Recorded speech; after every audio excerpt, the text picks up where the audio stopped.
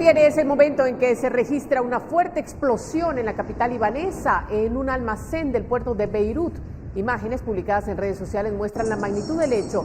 Los videos capturaron la onda expansiva que golpeó edificios a kilómetros de distancia, mientras una enorme nube de polvo y escombros se elevaba por el cielo. Más de 70 personas han muerto y 3.700 resultaron heridas.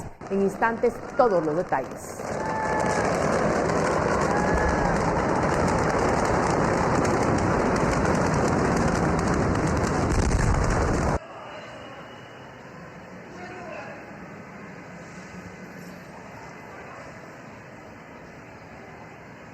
Gracias por estar con nosotros. Tenemos un reporte informativo importante esta noche, así es que vamos a comenzar de inmediato con las noticias, pero antes vamos a saludar a Alberto Toro Bielma, que ya está con nosotros. Buenas noches, Alberto. Hola María Luisa, buenas noches para ti, para todos los televidentes. Impactantes esas imágenes que acabamos de observar y como bien lo mencionabas, el día de hoy en esta emisión estelar vamos a ofrecer todos los detalles de este acontecimiento que causó revuelo en todo el mundo este martes. Mientras tanto, vamos con los titulares. 9 calurosos y refrescantes días con increíbles descuentos para que renueves tu estufa, microondas, refrigerador, congelador o cámara refrigerante. Agencias Guay presenta.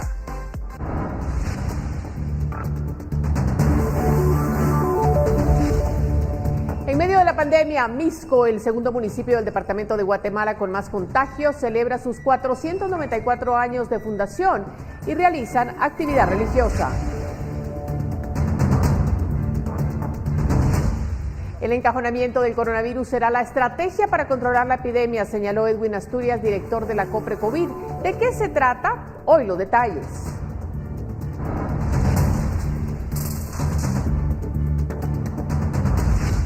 Ejército de Guatemala es la institución pública con más contagios de coronavirus. Hasta el momento se contabilizan más de 1.000 infectados y 54 elementos perdieron la vida.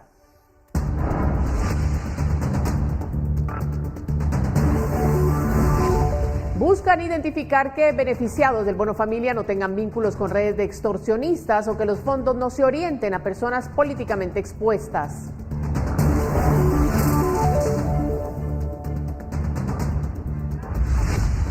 Corte Suprema de Justicia de Colombia impone arresto domiciliar contra el expresidente y actual senador Álvaro Uribe por los presuntos delitos de soborno y fraude electoral.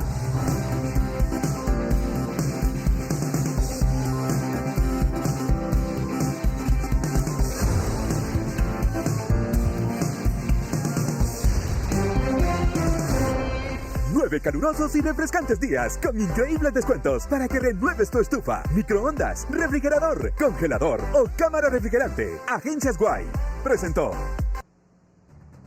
En información nacional, autoridades de salud confirmaron la nueva cifra de casos de coronavirus reportados en Guatemala. La misma alcanza los 52.365 contagios. De acuerdo a la actualización del 3 de agosto a la medianoche, se reportan otros 823 casos confirmados registrados. El primer caso de coronavirus en Guatemala se reportó el 13 de marzo recién pasado y según el último reporte, 2.037 personas han muerto a causa de esta enfermedad.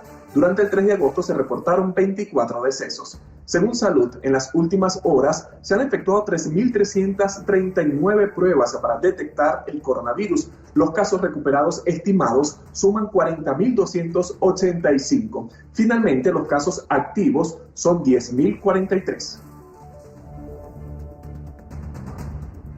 Electrooral, el suero oral para todos, presenta. Y noticias internacionales, ya le presentábamos las imágenes al inicio de este noticiero. 2 violentas explosiones en el puerto de Beirut han dejado este martes más de 70 muertos y 3.700 heridos, además de daños generalizados en toda la ciudad. El ministro de Salud de Líbano ha catalogado el hecho como una catástrofe en todos los sentidos. Oh my. 2 violentas explosiones en el puerto de Beirut dejaron el martes muertos y heridos. El Ministerio de Salud contabilizaba más de 70 fallecidos y 3.700 lesionados. Las autoridades creen que las explosiones podrían deberse a materiales confiscados desde hace años, aunque continúan las investigaciones. No pasará sin responsabilidad. Los responsables de esta catástrofe pagarán el precio. Esto es una promesa a los mártires y a los heridos. Es un compromiso nacional. El sector del puerto fue acordonado por las fuerzas de seguridad, que solo dejaban pasar al personal de defensa civil, ambulancias y bomberos. Un buque amarrado en el puerto ardía en llamas. 2 horas después de la explosión, el fuego seguía vivo en la zona. Un helicóptero cargaba agua del mar para apagar los incendios. Tenemos heridos. Estoy llamando a los médicos, Cruz Roja y otros. Deberían dirigirse al crucero Orient Queen. Tenemos lesionados. Al momento de las explosiones, edificios vecinos se cimbraron. Hubo rotura de vidrios a varios kilómetros a la redonda. El Consejo Superior de Defensa se reunió de urgencia y se decretó el miércoles como Día de Luto Nacional. Según testigos, las explosiones se escucharon hasta en la ciudad costera de Larnaca, en Chipre, a más de 200 kilómetros de las costas libanesas. Imágenes obtenidas por residentes locales evidencian los graves daños causados por las explosiones en el interior de edificios, así como calles devastadas. El gobernador de Beirut afirmó que las explosiones han afectado aproximadamente a la mitad de la capital. Las detonaciones dañaron también el aeropuerto internacional situado a varios kilómetros de distancia del epicentro. Por su parte, sismólogos jordanos compararon la potencia de la explosión con la de un terremoto de magnitud 4,5.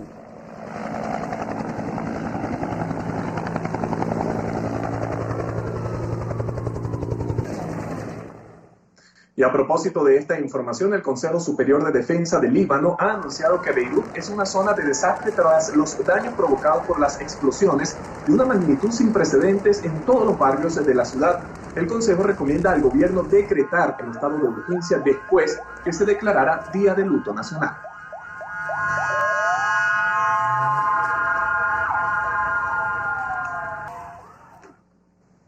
Y volvemos a nuestro país, y es que el Instituto Nacional de Sismología, Vulcanología, Meteorología e Hidrología mantiene un control sobre los 3 volcanes activos del país, el de Fuego, Santiaguito y Pacaya. Este último ha presentado un comportamiento que preocupa a las autoridades. En los últimos días ha presentado menor actividad y temen que esto pueda causar una fuerte erupción.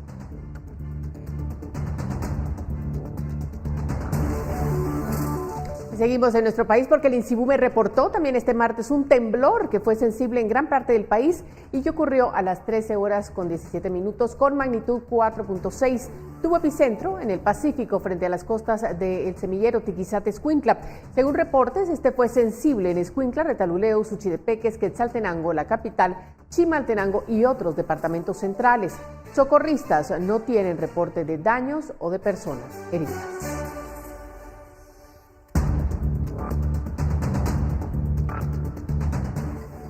Y el gobierno de Japón realizó este martes 4 de agosto una donación de 2.7 millones de dólares, que son unos 21 millones de quetzales, para la compra de equipo médico y fortalecer la red hospitalaria en Guatemala por la pandemia del COVID-19. En un acto público en la Cancillería, el embajador de Japón en Guatemala explicó que el donativo complementará otros que se han efectuado para el país, como el de mascarillas e insumos médicos, ya que este será destinado para la adquisición de equipos como electrocardiogramas, ambulancias y aparatos de rayos X. Y el director de la COPRECOVID también señaló que ahora les preocupa el aumento de casos que se están registrando en departamentos como Izabal y Quetzaltenango, cuyas cifras comenzaron a incrementarse en julio. En Izabal se contabilizan ya 1.203 casos de coronavirus y de estos han fallecido 39 personas, mientras que en Quetzaltenango suman los 2.572 y 82 muertes. También se ha comenzado a registrar un alza en los departamentos de Zacapa, Santa Rosa, Sololá y San Marcos, que aunque había tenido una baja, ahora vuelve a tener un repunte. Este es el departamento de Izabal. Ustedes ven que ellos comienzan mucho de su escalada del pico en los inicios de julio de este año. Inician un pico muy acelerado que va hacia arriba, y ustedes pueden ver el porcentaje de pruebas positivas se mantiene en un nivel alto, lo cual nos dice que hay una alta transmisión de contagio en el departamento de Izabal, y lo mismo podemos ver en Quetzaltenango, una de las ciudades y uno de los departamentos más importantes del país por su actividad económica. Y la municipalidad de Ipala, en Chiquimula, anunció a través de un comunicado que han tomado la decisión de cerrar el municipio ante el repunte de casos de COVID-19. Las autoridades sospechan que hay casos no registrados. El cierre iniciará este miércoles a las 4 de la mañana y se extenderá hasta el lunes a las 4 de la mañana. Durante este lapso, solo laborarán algunos negocios esenciales.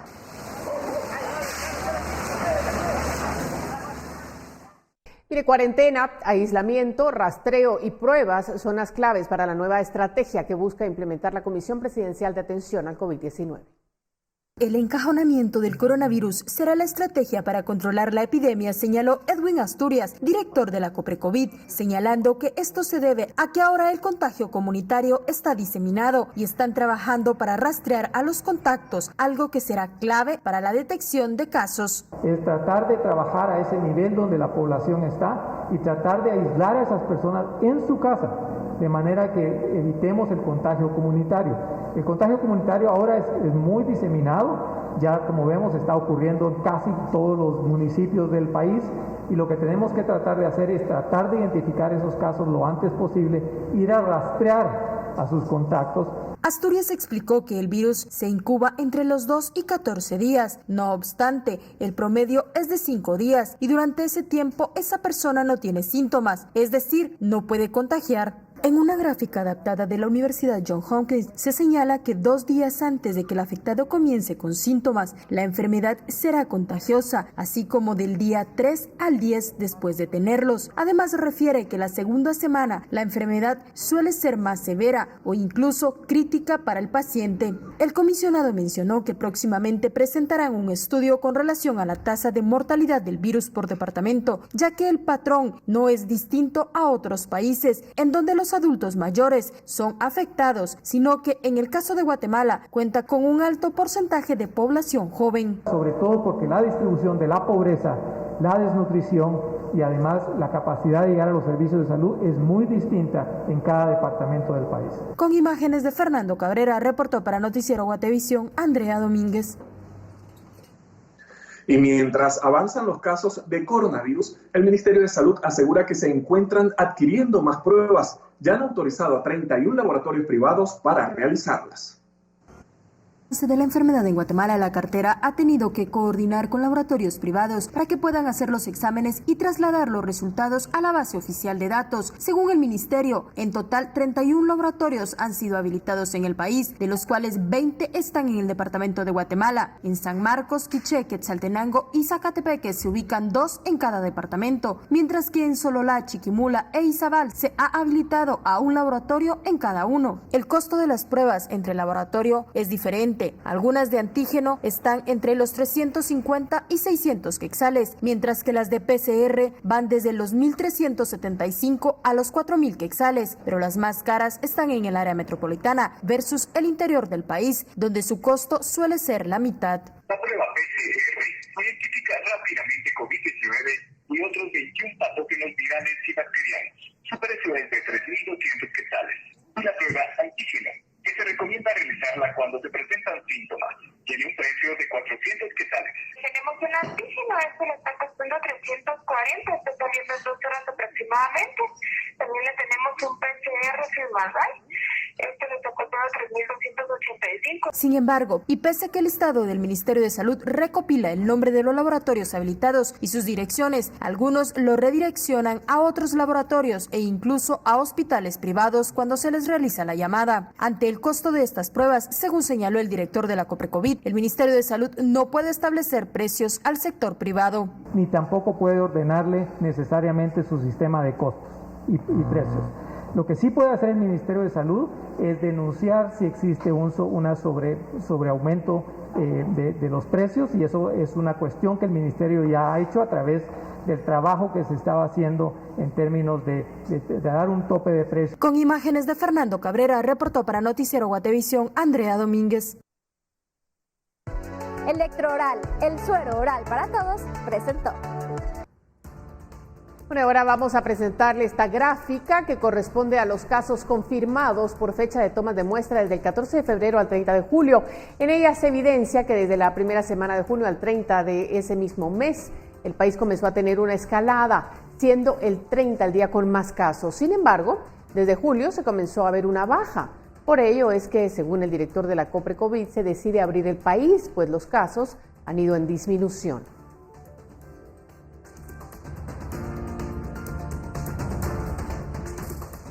Vamos a hacer una pausa comercial para regresar con más información. Quédese en nuestra señal.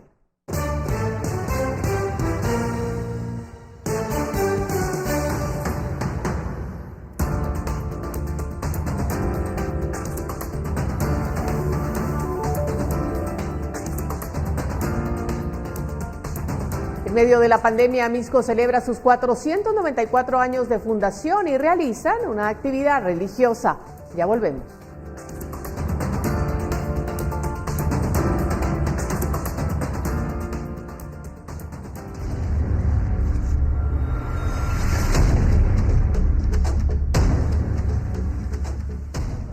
Un paciente que esperaba en la fila por su turno de atención en la Unidad Nacional de Atención al Enfermo Renal Crónico fue asesinado. La víctima, que fue identificada como Romel Romero, de 22 años, esperaba sentado en la banqueta junto a su madre cuando un hombre se le acercó y le disparó varias veces.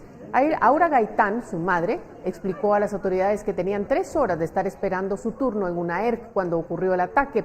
Romero trabajaba como ayudante de autobús y en septiembre del 2019 ya había sido víctima de otro ataque armado.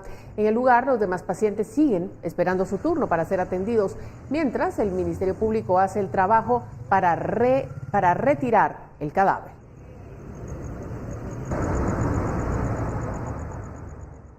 Importante información que le teníamos que dar a conocer, pero vamos a cambiar el tema porque las ferias patronales son importantes para los guatemaltecos. Misco celebró a Santo Domingo de Guzmán en el momento más crítico de la pandemia del coronavirus. Aún así, han llevado a cabo algunas actividades intentando mantener las medidas para prevenir más contagios. En medio de la quema de juegos pirotécnicos y bombas, Misco celebra sus 494 años de fundación. La noche de este lunes se llevó a cabo una actividad religiosa en la zona 1 de este municipio, que consistió en trasladar a la imagen de Santo Domingo de Guzmán desde la parroquia al oratorio de la localidad. En la actividad se observó a un grupo de personas que no guardó el distanciamiento social y se movilizaron en horario de toque de queda. En ese momento, cuando yo supe que lo estaban trasladando, me contaron que era una situación en silencio, sin banda y sin cargadores y sin personas. Básicamente lo que hicieron fue traerlo de la iglesia para acá, a mi consideración, sin transgredir ninguna regla, y lo hicieron en cuestión de minutos, ¿verdad? Entonces espero en Dios que yo no estuve en ese momento, pero yo tengo la fe que no se haya transgredido nada en esa actividad de traslado. El festejo continuó este martes. Una devoción profunda a Santo Domingo de Guzmán los motivó a celebrar la Eucaristía, la cual fue presidida por el administrador de la Arquidiócesis de Santiago de Guatemala, Raúl Antonio Martínez.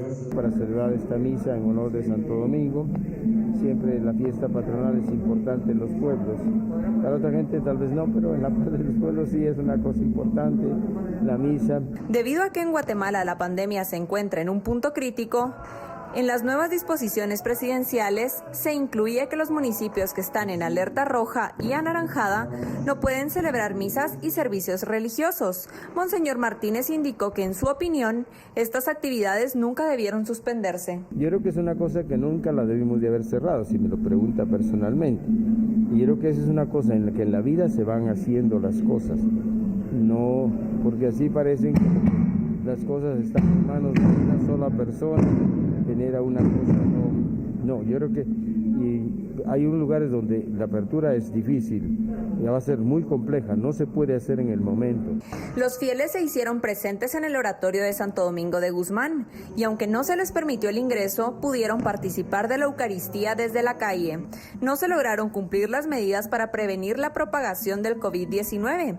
Este municipio es el segundo del departamento de Guatemala con más casos, 4.577 para ser exactos. Como todos sabemos, es una festividad muy diferente a lo normal, pero aún así empezaron los cohetes anoche desde las 10 de la noche hasta la 1 de la mañana aproximadamente, igual mediodía, durante todo el día estaba al aire del pueblo, ¿verdad?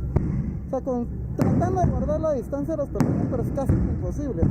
Para los médicos que están en primera línea, este tipo de actividades es preocupante, porque puede significar un alza en los casos. Para ellos, una de las preocupaciones debe ser no contagiar al prójimo. Yo quisiera empezar diciendo que el que se hayan liberado las medidas no implica necesariamente que el virus bajó. Se liberaron las medidas y nos dieron la responsabilidad a nosotros para que procuremos evitar el contagio de unos a otros. El gobierno puede estar pidiendo y poniendo medidas, pero mientras nosotros no las asumamos, esto no va a funcionar. En esta ocasión, los misqueños no podrán celebrar su feria patronal como lo esperaban, pero aún así intentan mantener una actitud positiva y acompañar al patrono desde su casa. Con imágenes de María René Barrientos, reportó para Noticiero Guatevisión, María Olga Menaldo. Salimos de nuestras fronteras. Costa Rica recibió la noche del lunes el primer vuelo comercial desde el inicio de la pandemia del COVID-19 con la llegada de un avión procedente de España con más de 200 pasajeros. El avión es el primer vuelo de turistas desde que el país centroamericano cerró sus fronteras para el ingreso de extranjeros en marzo, cuando se detectaron los primeros casos del nuevo coronavirus. El país centroamericano autorizó los vuelos con turistas procedentes de la Unión Europea, Reino Unido y Canadá, donde la pandemia está bajo cierto control. Mire, el COVID-19 está afectando los programas de vacunación y la atención de primera línea de otras enfermedades, lo que podría aniquilar años de progreso en salud en los países de América, según informó la Organización Panamericana de la Salud. La pandemia está reduciendo la atención de primera línea para afecciones crónicas como la diabetes y enfermedades infecciosas como el VIH y la tuberculosis. Y China acusó el martes a Estados Unidos de intimidación sobre la popular aplicación de video TikTok después de que el presidente Donald Trump aumentó la presión para que sus operaciones en el país norteamericano se vendieran a una empresa estadounidense. En medio de una serie de disputas diplomáticas entre las dos economías más grandes del mundo, Beijing respondió cuando Trump le dio a TikTok 6 semanas para organizar la venta de sus operaciones en Estados Unidos y dijo que su gobierno quería un beneficio financiero del acuerdo. Beijing criticó la medida como manipulación política.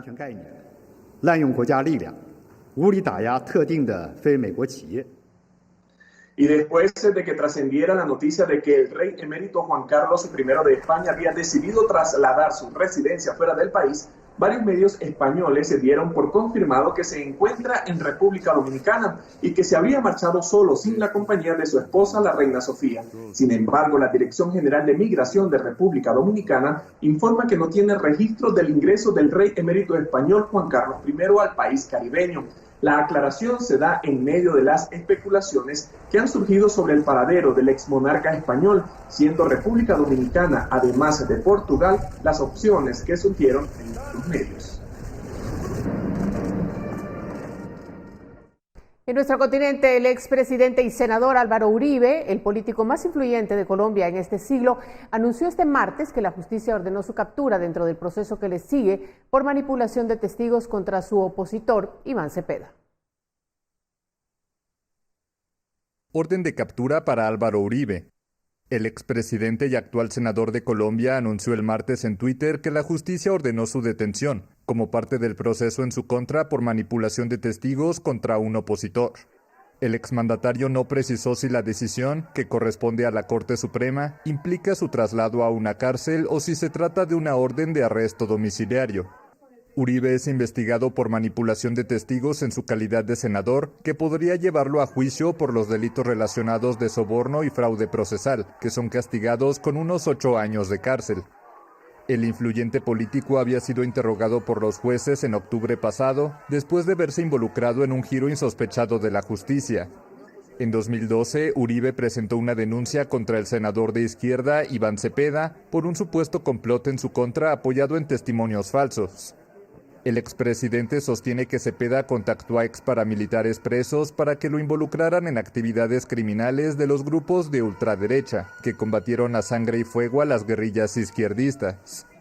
pero la Corte se abstuvo de enjuiciar a Cepeda y en cambio decidió abrir en 2018 la investigación contra el exmandatario bajo la misma sospecha, manipular testigos contra su opositor.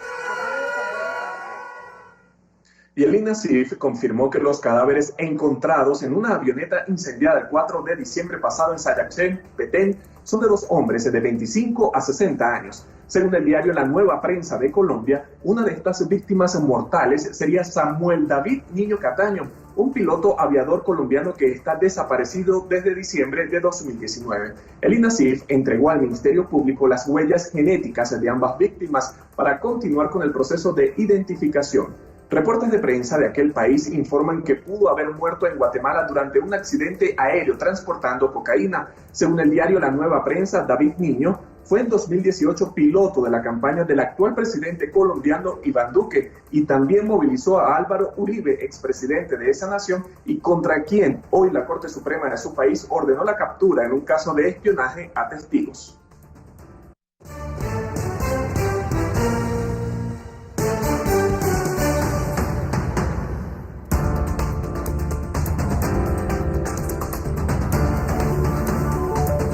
Buscan identificar que beneficiados del bono familia no tengan vínculos con redes de extorsionistas. Regresamos.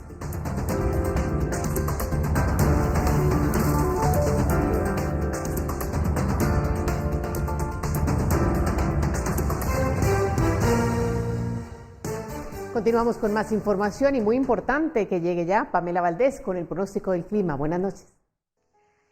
Muy buenas noches, qué gusto poderles saludar. Es momento de compartir con todos ustedes las condiciones del clima a esta hora de la tarde y lo que nos espera de mañana para que usted en casita se empiece a preparar. Para esta noche, cielos parcialmente nublados en la mayor parte del territorio nacional, como usted puede observar en esta imagen satelital, donde no se descarta la probabilidad de brisa, actividad eléctrica y lluvias, especialmente sobre la franja transversal del norte a esta hora de la noche. Veamos las condiciones de mañana para que usted se empiece a preparar. Tendremos cielos parcialmente soleados o cielos parcialmente nublados en la mayor parte del territorio nacional. Esperamos principalmente tormentas para los departamentos del occidente para que usted lo pueda tomar en cuenta, las Verapaces y el departamento de Petén. Las condiciones en los próximos días, específicamente en la ciudad capital, esperamos para el miércoles cielos parcialmente soleados y la temperatura máxima se registra de 26 grados centígrados. Para los días jueves y viernes, principalmente lluvias y las temperaturas máximas se registran entre los 25 y los 26 grados centígrados. Y por último le compartimos la salida del sol y lo esperamos mañana a las 5:46 de la mañana y se ocultará a las 6:30 de la tarde. Hasta aquí yo con la información del clima. Regreso con ustedes al set. Gracias, Pamela, por el reporte. En otros temas, el bono familia está destinado para que personas puedan cubrir sus necesidades básicas en medio de la pandemia. Sin embargo, se han identificado transacciones sospechosas en el proceso. Para finales de julio, el bono familia, que tiene un fondo de 6.000 millones de quetzales, llevaba una ejecución del 43%. Esto es equivalente a 2.047 millones. El objetivo es que los fondos sean recibidos por personas vulnerables ante la crisis económica que ha generado el nuevo coronavirus en el país. Sin embargo, la entrega del bono desde un inicio ha estado en boca de todos. Primero por la tardanza en la entrega y ahora por posibles transacciones sospechosas vinculadas con lavado de dinero y extorsiones. La Intendencia de Verificación Especial, que es la unidad de inteligencia financiera adscrita a la Superintendencia de Bancos, centra su atención en identificar que quienes son beneficiados de dicho bono no tengan vínculos con redes de extorsionistas o que los fondos no se orienten a personas políticamente expuestas. Desde mayo se cuenta con un sistema de alertas con el fin de detectar transacciones sospechosas provenientes de este subsidio. Según la Intendencia de Verificación Especial, para las transacciones sospechosas se pueden utilizar diferentes mecanismos. Sin embargo, los más comunes son el robo de contadores de energía, el robo de las facturas y el uso de testaferros para ponerlos como beneficiarios del bono familia. La Intendencia de Verificación Especial generó una base de datos de personas que han estado involucradas en casos de extorsión. Esto sucede también en las entidades bancarias, con una base de datos de quienes han sido capturados, denunciados o que han sido reportados como miembros de alguna estructura de extorsión. Es así que cuando se hace la transferencia del bono familia, se genera una alerta, se comunica a la Intendencia, se hace el análisis y se traslada al Ministerio Público, que determinará si se ha cometido algún acto delictivo. Así se puede llegar a quienes utilizan testaferros para canalizar el dinero o a quienes chantajean a la persona que recibió el subsidio y exigen que se les entregue. Además, la IVE también ha identificado que las cuentas de ahorro infantiles son usadas para la canalización de los fondos que provienen de las extorsiones. Si se detecta un caso de estos, los bancos deben generar una alerta y presentar un reporte de transacción sospechosa. Hasta finales de julio se habían reportado 187 denuncias por el bono familia, 255 denuncias de reportes de transacciones sospechosas en general y 1.830 personas involucradas. Para Noticiero Guatevisión, Paula Osaeta y Urias Gamarro. Mire, y el programa Bono a la Economía Popular, que benefició a vendedores informales, termina. Pero aparentemente 123,000 comerciantes no lograron obtener el aporte, pese a que el gobierno prometió una cobertura más amplia. El bono de apoyo a la economía popular que se implementa en la emergencia por coronavirus cubrió solo la mitad de los comerciantes que prometió el gobierno. El proyecto solo benefició a 100,000 comerciantes informales y 123,000 más quedaron sin ese beneficio. Las autoridades del gobierno en abril pasado prometieron beneficiar a los vendedores por medio de este bono con presupuesto de 200 millones de quetzales, pero solo se consiguió la mitad de los recursos financieros. El ministro de Desarrollo Social, Raúl Romero, explicó que el programa de bono de apoyo a la economía popular continuará solo si el Congreso de la República aprueba más recursos o hay readecuación presupuestaria. Con imágenes de Juan Diego González, reportó Edwin Pitán. Y el Seguro Social y la Procuraduría General de la Nación mantienen una pugna que esta mañana llegó al Congreso de la República, sitio donde nació el asunto, pues fue una comisión de diputados la que envió señalamientos contra el presidente del ICS al defensor del Estado. La Procuraduría General de la Nación sugiere la destitución del presidente del Instituto Guatemalteco de Seguridad Social, en tanto que este dice que de esa manera se está irrespetando la autonomía de su institución. Hoy ambos han venido hasta aquí, al Congreso de los Diputados, en donde nació todo este problema, pues fue un informe de la Comisión de Previsión Social del Congreso de la República el que llevó a la PGN a hacer este reporte. La gestión hecha por la Procuraduría General de la Nación no tiene en cuenta que el Instituto Guatemalteco de Seguridad Social goza de una autonomía orgánica, constitucional, pero además histórica, pero además que funcionalmente le es de una enorme necesidad, porque sin autonomía el Instituto Guatemalteco de Seguridad Social no puede encarrilarse hacia sus verdaderos objetivos. Luis Donado, Procurador General de la Nación, sostiene que no han pedido la remoción de nadie. Lo que nosotros hacemos es remitir a Junta Directiva un documento que es puesto a nuestra disposición. Primero se dan cuestiones de temas puramente administrativos y por otro lado se podría determinar o se presume que existen algún tipo de acciones que podrían ser constitutivas de delito. El presidente del ICS fue amparado por la Corte de Constitucionalidad, sobre lo cual opina Víctor Guerra, diputado que preside la Comisión de Previsión Social, que señaló a Carlos Contreras. Nosotros no estamos pidiendo en ningún momento la destitución de nadie, pero tampoco vamos a defender funcionarios. Nosotros vamos a defender, como les repito, a la gente que se beneficia de lo que aportó durante tanto tiempo para el Seguro Social. Con imágenes de José Castro, reportó para Noticiero Guatevisión, Felipe Garrán. Se hace como...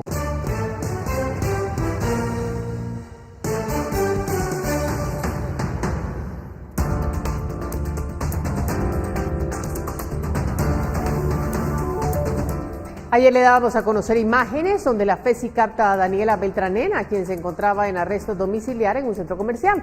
¿Qué ocurrirá con ella? Entérese cuando volvamos.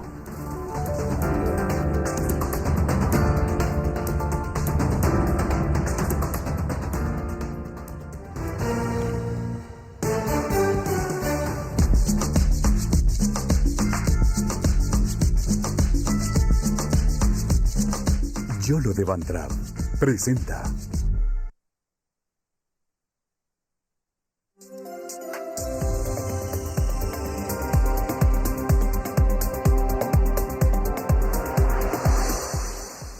Por el semáforo epidemiológico, muchos negocios han podido abrir de nuevo sus puertas y reactivar su economía. Sin embargo, se debe tomar la decisión de hacerlo de una manera disciplinaria para que no sea un arma de dos filos.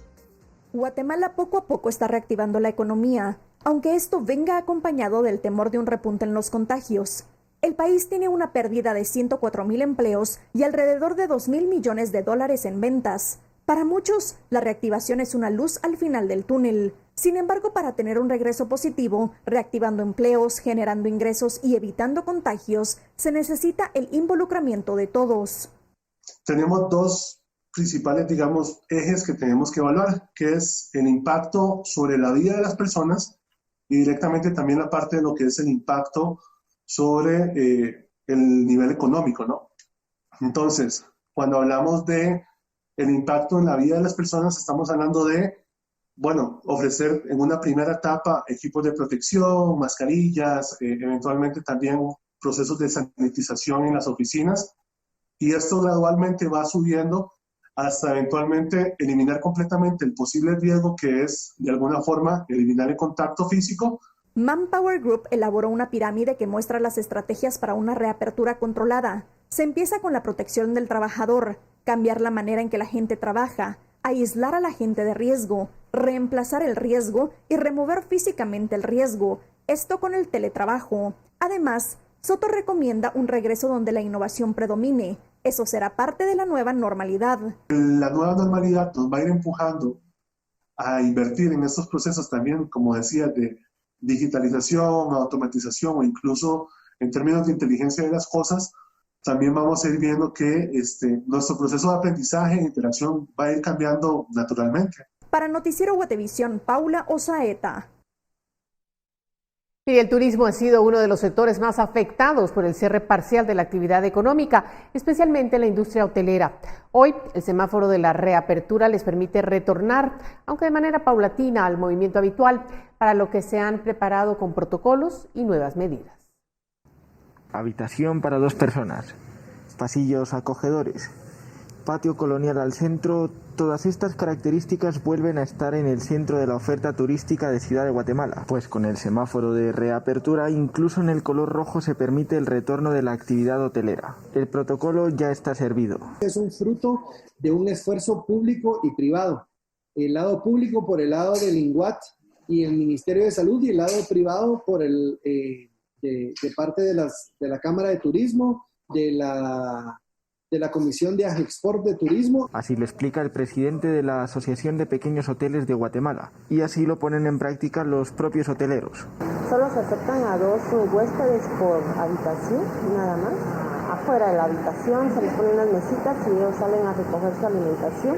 La mitad del hotel que estaba bloqueado porque bajó el turismo y todo, ahorita ya tenemos ya todas las áreas listas. Sin acceso a las áreas sociales, sin servicio de restaurante ni celebración de eventos, aún en el más estricto de los casos pueden operar, pero las condiciones van bastante puntualizadas en los aspectos a considerar. Los hoteles durante las primeras partes de la reapertura se les recomienda quitar todo lo que no sea esencial, o sea, quitar todos los adornos, se podría decir. Se tiene contemplado, que los hoteles tienen que tener mascarillas disponibles para los huéspedes. Cada huésped trae su mascarilla, pero siempre nosotros tenemos, por si alguno que no traiga, entonces se le proporciona una mascarilla, ¿verdad? Y el retorno de los huéspedes se les aparece como un empujón necesario. Creemos en que nosotros vamos a levantarnos, a salir adelante económicamente. Con imágenes de Carlos Hernández, reportó para Noticiero Guatevisión Felipe Garrán.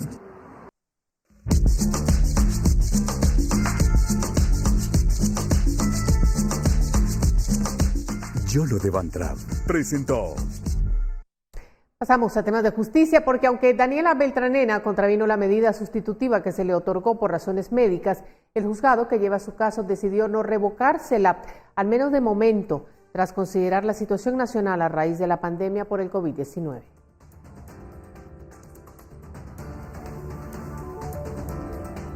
La fecha 2 de marzo, Daniela de la Luz Beltranena Campbell salió de su casa de habitación y se dirigió a un centro comercial a realizar actividades distintas a las que tenía autorizadas por el órgano jurisdiccional. El sujeto Daniela Beltranena, exdiputada y antigua asistente de Roxana Valetti.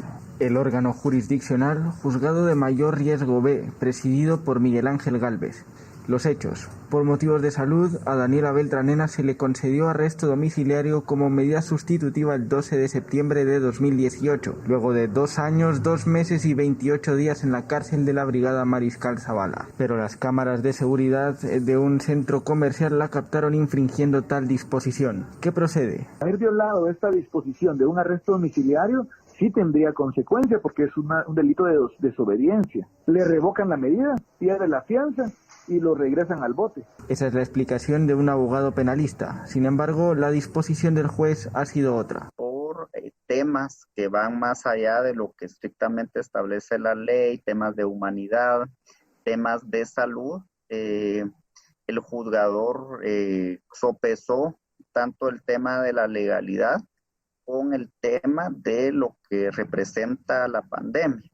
Y en ese sentido, y por virtud de ello, fue que el juzgador indicó de que no iba a acoger la petición de la Fiscalía por esas condicionantes. Es decir, de momento, Daniela Beltranena sostiene su arresto domiciliario, al menos hasta la primera semana de septiembre, cuando el juzgado vuelva a evaluar la viabilidad de su estatus. Reportó para Noticiero Guatevisión, Felipe Garrán.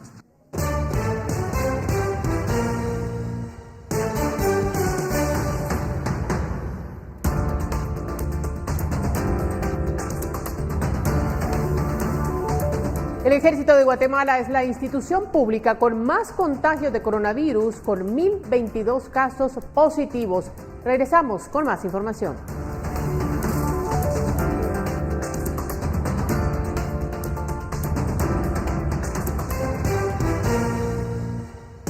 Gracias por continuar con nosotros. El diputado de la bancada Unidad Nacional de la Esperanza, Orlando Blanco, no enfrentará proceso judicial por supuesta obstaculización a la fiscalización electoral de la campaña del 2015, cuando fue secretario general.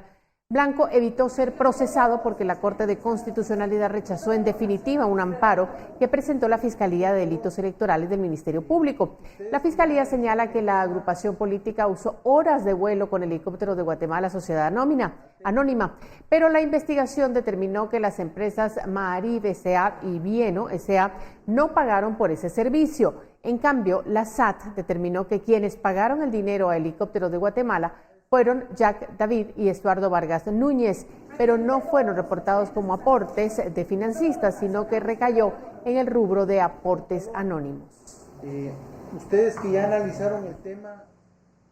Y como le adelantábamos hace minutos, el Ejército de Guatemala es la institución pública con más contagios de coronavirus. Tiene 1.022 casos positivos. El personal del Ministerio de Salud y la Policía Nacional Civil también tienen cientos de contagios. Los contagios de coronavirus en el Ejército de Guatemala llegaron a los 1.022 casos. Además, han fallecido 54 personas. Es la institución pública más afectada por la pandemia. Las autoridades del Ministerio de la Defensa Nacional explicaron que los efectivos contagiados con asistencia médica están siendo atendidos en el Centro Médico Militar. Teníamos un total de 1.022 casos de positivos de COVID en el Ejército de Guatemala.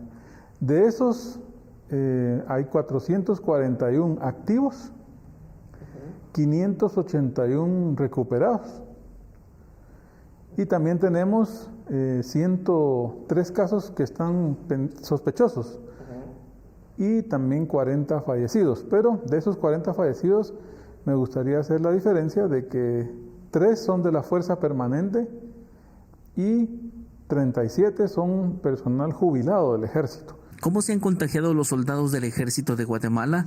Las autoridades justifican su participación en proyectos gubernamentales durante esta emergencia. Empezaron a aumentar los casos cuando empezamos a entregar los kits. Saldremos adelante en todo el país porque existió más contacto del personal del Ejército con la población.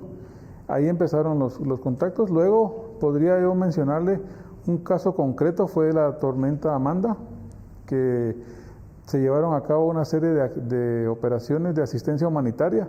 Otras instituciones públicas que han registrado contagios masivos son la Policía Nacional Civil, que en la actualidad registra 860 casos positivos y hay recuperados 555 policías. Siguen activos con la enfermedad 293 y fallecieron 12 agentes. En el Ministerio de Salud se han contagiado 900 empleados. Con imágenes de Juan Diego González, reportó Edwin Pitán. Cambiamos el tema. Isaías se degradó nuevamente a tormenta tropical en la madrugada de este martes, apenas 3 horas después de entrar en Carolina del Norte con vientos de más de 140 kilómetros por hora. A pesar de perder fuerza, los meteorólogos advierten de inundaciones potencialmente peligrosas. Isaías se degradó a tormenta tropical en la madrugada del martes, pero sigue siendo peligroso. El ciclón impactó en la parte sur de Carolina del Norte cerca de la medianoche con vientos de más de 140 kilómetros por hora, pero en las horas siguientes perdió fuerza. El Centro Nacional de Huracanes igual advirtió sobre fuertes lluvias y peligrosas marejadas ciclónicas, lo que implica que existe el peligro de inundaciones que amenazan la vida. Isaías representa una nueva amenaza para una región que ya sufre el recrudecimiento de la pandemia de COVID-19. El ciclón seguirá luego recorriendo la costa este de Estados Unidos con fuertes lluvias que probablemente generarán inundaciones en estados atlánticos y vientos de tormenta en Washington, Filadelfia y Nueva York. En los últimos días, Isaías pasó como huracán por el Caribe, dejando un muerto en Puerto Rico y provocando daños menores en República Dominicana y Bahamas.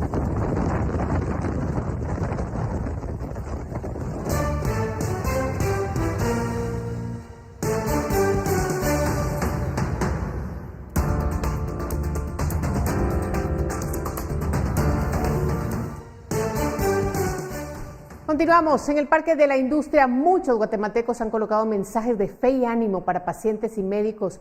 Un grupo de personas además se reúne a las 6 de la tarde a rezar por la salud de los enfermos. Esto en honor a un compañero que falleció. Llegan unos minutos antes de las 6 de la tarde al pequeño altar colocado en la puerta 8 del Parque de la Industria. Prenden unas veladoras y se preparan para rezar el rosario. Son 3 guatemaltecos que desde que uno de sus amigos falleció por COVID-19 en el hospital de campaña, decidieron juntarse todos los días ahí mismo para rezar por los enfermos que aún luchan por su vida. Lastimosamente, la semana pasada perdimos a un gran amigo, Víctor Guate, aquí en el Parque de la Industria el miércoles en la tarde. Y pues ahí nos propusimos venir a rezar el Santo Rosario para los enfermos que están aquí en el Parque de la Industria y con intención a todos los enfermos del COVID-19 en Guatemala. Es un acto de fe que inician a las 6 en punto de la tarde con el debido distanciamiento, un momento que busca llevar buenas vibras a los pacientes y que esperan se vuelva una bonita costumbre para muchos. Yo le ofrecí a Dios que quiero estar aquí rezando el rosario a las 6 de la tarde hasta que salga el último enfermo de COVID del Parque de la Industria.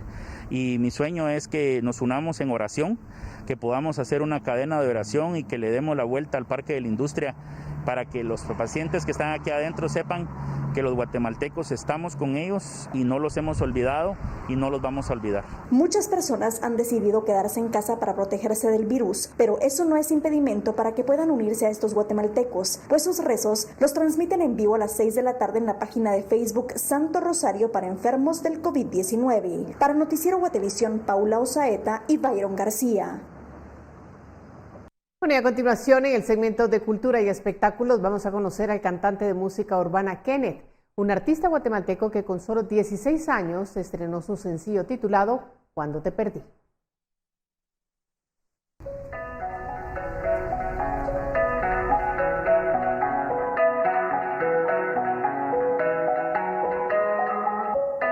Con tan solo 16 años, el cantante guatemalteco Kenneth busca irrumpir en la escena musical urbana con un tema dedicado al personal médico que lucha contra la pandemia del coronavirus.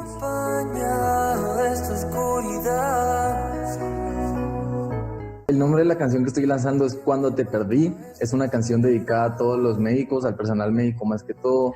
Mucha gente se puede identificar con esta canción, tanto en temas familiares o de pareja, pero lo dirigí más como al tema de los médicos y aprender a valorar lo que están haciendo por nosotros en esta época de pandemia. Aunque este no es el primer tema que publica el guatemalteco, lo que lo diferencia del resto es que se aproxima un poco más a los sonidos del pop que al reggaetón. Lo mío es género urbano. Hace poco saqué una canción con Billy Diamond que se llama Inquieta, que es urbano, que es full reggaetón. Pero ahorita con Cuando te perdí ya es un trap más suave, tirando a pop, tirando como a pop urbano, algo más romántico, algo que llega más al corazón. Y yo siempre he tenido, desde que comencé, he tenido esa mezcla entre el pop y el urbano. El cantante cuenta que el video, que ya está disponible en YouTube, estuvo dirigido por el cineasta guatemalteco Kenneth Müller, y tanto el audiovisual como la canción han sido bien recibidos por su público. Es un video muy lindo, a mucha gente le ha hecho llorar, las críticas han sido muy buenas y estoy súper feliz porque ha gustado muchísimo el video y la canción. Si desea conocer más sobre la propuesta musical de este artista guatemalteco, puede buscarlo en las redes sociales como Kenneth Oficial. Además, su música se encuentra disponible en las principales plataformas digitales como Spotify, Deezer y Apple Music. Reportó para Noticiero Guatevisión, Pablo Juárez. Tú siempre estás para mí, eres lo más lindo de mi vida, daría todo por tu sonrisa, siempre te tuve y nunca te vi. Y de esta manera llegamos al final de la emisión estelar de Noticiero Guatevisión. De parte de este servidor y de todo el equipo, gracias por acompañarnos. Que tengan todos una excelente noche. María Luisa, para ti también la mejor de las noches. Igualmente, Alberto. Bueno, nosotros por supuesto que regresamos mañana con más información, pero recuerde, hay 2 emisiones, a la 1 y a las 6 de la tarde. Y queremos despedirnos con estas imágenes, la primera etapa de las obras de reconstrucción de la Catedral de Notre Dame en París. Se iniciaron este lunes cuando el cuidadoso traslado de la consola del gran órgano sinfónico se realizó. Debido a su magnitud, su traslado se complicó más de lo previsto, ya que tuvieron que bajarlo 13 metros. Este órgano cuenta con 5 teclados para las manos, un teclado para los pies y 115 mandos. Su traslado es solo el comienzo de esta obra que debe concluirse a tiempo para que se celebre con música un Te Deum en la catedral el 16 de abril del 2024. El traslado de este piano anuncia el avance de la reconstrucción de este templo que sufrió daños tras un incendio el 15 de abril del año pasado. Entonces,